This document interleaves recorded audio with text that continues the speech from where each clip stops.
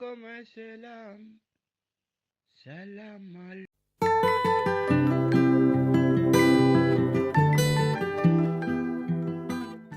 Kasongo yeye Mombali nanga Kasongo mbona wewe Songa libala ugoyi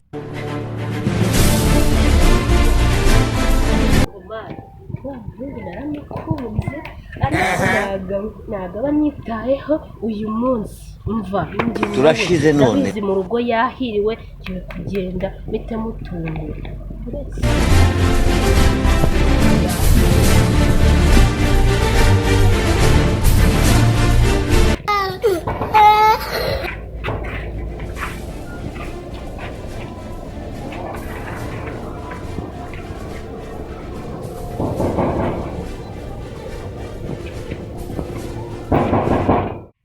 I don't want peace.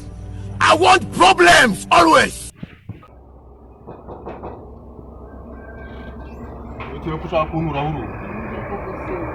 Wowe unsura? Yewe. Nese wabaki ko mbona ufite umujinya muri iki gitondo. Ucyo ntaba ni igice usavuga wowe ushaka kuntura huru.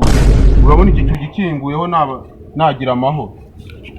Wabuze izindi ngukomanga izo zose singo ziba Dayila. Waranzego nzaza kureba iwanyu sinkabonye kuri kuvuga nabi. Wowe rero mugira inama aho batwabo. I want problems always. Nese ubuje kunsura nta bintu mfite byo kukwakira ziragira bigende bite. Abane bwirura muki.